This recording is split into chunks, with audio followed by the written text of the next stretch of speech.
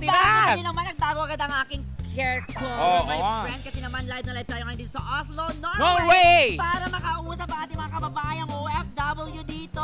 And I'm very, very sure, Bubay, na maraming Pilipino dito.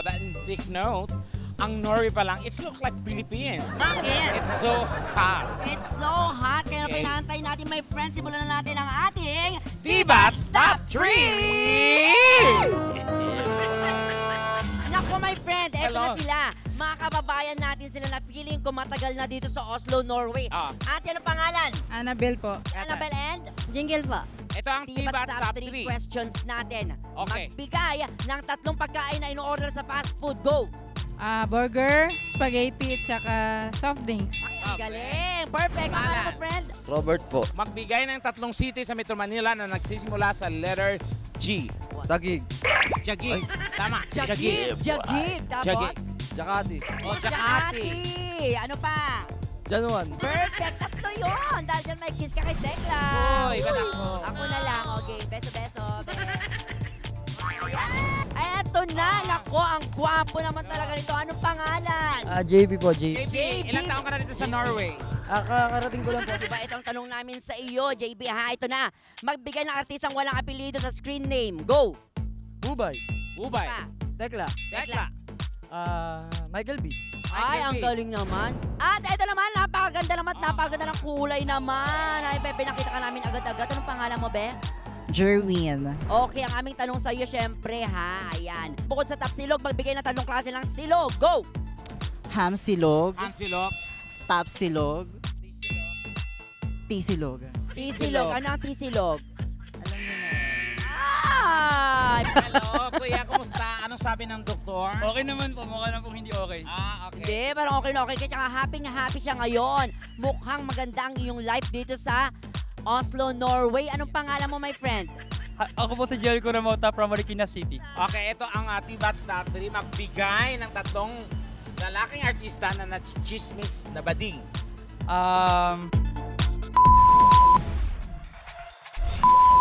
At sino pa? Si Time's up! Sayang. Di mo nasabi. Naku, sayang naman. Bakit sila daw? kasi po parang napanood ko po sa, parang nabasa ko po sa balita, parang The Who. Ay, mga blind item. Ikaw naniniwala ka ba? Pwede po. And welcome back to Diba's Tawa is live. This time, magbabasa naman tayo, my friend, ng love problems na ipinadala sa atin ng ating mga viewers. Yes, sasagutin natin ang mga guest ang bawat tanong. At ito na ang tanong para kay Denise. Makinig mabuti, bebe. Mula kay Alvin Clemente ng Santa Mesa, Manila. Okay. Ito lang sinabi niya, may dinidate akong girl pero hindi pa raw siya ready sa serious relationship. 75 years old siya, ako naman po ay 68. Ano ba ang dapat kong gawin? Denise? Hindi pa siya ready. Hindi pa siya ready sa commitment. Kaya ang advice ko sa kanya, maghanap pa siya ng mas matanda para mas matured na. Hanap siya ng mga 92, 93. May point, no? Kaso, saglit lang sila. Kasi, Walang forever. Ito para naman kay Jezza. Tanong mula kay Vincent Agravante ng Binangonan Rizal. hello. Mahal na mahal ko ang napakaganda kong girlfriend. Uy. Pero kagabi may nadiskubre ako. Ano yun? Sa kanya, lalaki pala siya. Ay! Dapat ko ba siyang hiwalayan? Dapat tanggapin mo yung tao, di ba, kung ano siya. Pero kung ganun siya din, pumapatol din siya sa... lumalandi siya sa Pag umabot na sa gano'n, no na. Pero pag Pero kung ako lang... loyal sa'yo, sasama mo sa Miss Gay niya, ganyan. Oo, susuportahan. Susuportahan niya Ay, daw. pangingan O kayo, baka may gusto kayong idagdag doon. Wala namang gender ang pagmamahal. Tama! Diba? Tama. Straight to the point. Ganun ang pagmamahal. So, na-try mo na din. Hindi pa. O ba't mo sinasabi yan? Pero hindi para sa akin kasi, wala talagang gender ang pagmamahal. Hindi sa mukha, hindi sa itsura, hindi sa Hindi sa katayuan sexualidad. ng buhay, Tama. hindi naman sa kayamanan, sa kahirapan, Yes. kundi pagmamahal lang. Nasa nararamdaman. Sa nararamdaman. Galing din yung ganong point, ha? Denise? Ang ganda ng sagot nila. Napaisip ka Ang din. ganda ng sagot niyo, guys. Ganon din sa'yo? Oo, doesn't matter. At least ganun ibig sabihin ng open-minded sila, Oo, di ba? napakagandang ano ngayon. Dahil dyan, Vern, ito naman yung para sa iyo. Makinig ka mabuti, Vern, dahil magaling kang sumagot.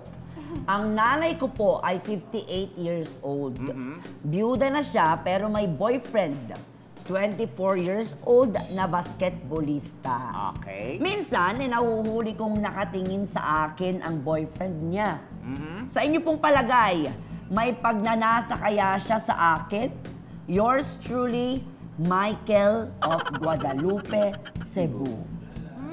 Lalaki. Yes. Lalaki din ang ano. So, lalaki to lalaki. Ano? Lalaki to lalaki. Kasi lalaki, boyfriend ng nanay Oo. niya eh. Tapos, son din siya ng nanay niya. Okay. So, dalawang lalaki. So, ibig sabihin, mararamdaman niya naman yun eh. Kasi tao naman siya eh. Makakaramdam naman siya kung may gusto talaga sa kanya yung tao. Kahit ikaw. Ba't ako? Sample, ikaw Halimbawa, Tekla. naging tayo, ganyan. Sample, ikaw, nakatingin ka sa akin. Malalaman mo kung gusto ka ng tao o pinagtitripan ka ba. Depende sa pagtingin niya sa'yo, the way he... Paano pag may kulangot ka lang, tas Eh, paano kung di ka naligo, tapos may nakita lang siyang kulangot sa... kaya Sabihin niya naman yun, matitingin. diba? kumbaga may ibig sabihin yung the way he... Oo. Like, para siyang sixth sense. Parang, alam mo yung hindi mo siya nakikita, pero nararamdaman mo siya. Paano ba tumingin yung parang may pagkagusto ka dun sa tao? Halimbawa ikaw, nakatingin ka sa akin. Ganyan. Ay, ganun. Ano lang. Kung sakasakali naman, paano mo sasabihin kay Tekla na gusto mo siya sa pamamagitan ng pagtingin lang, ha? Ayan. Guys, may ganun. Tapos dapat may word na yun after mo makita si Tekla na tumingin din sa'yo. Anong sasabihin mo? Can I have your number? Bakit? Nagpapaload ka ba? Ayan. Okay. Ano sagot mo doon? Siyempre, can I have your number, sabi? 0917. Ay, na naman. Tama. Maraming salamat, ladies! Thank you so much. At yun na nga, eto, mag-promote na rin tayo text kasi po mga minamahal naming mga kapuso, abangan nyo po ang Pamilya ng Tibats kasi mag-iikot-ikot po kami. Kasama ko po dyan syempre, Tekla, di ba? Tsaka ang Mema Squad. Samantala, Eto na, narito naman ating hugot of the week na babasahin ng ating naggagandang mga bisita. Go ahead! Sa mga babaeng nangaagaw ng jowa ng may jowa, makinig kayo. Papayag naman akong landin mo ang mahal ko. Kung papayag ka ring basagin ko ang mukha mo. Anytime, anyone, anyhow. Halika manood at sumigaw. Anywhere in the world, everybody in the house. Click and subscribe now. You know.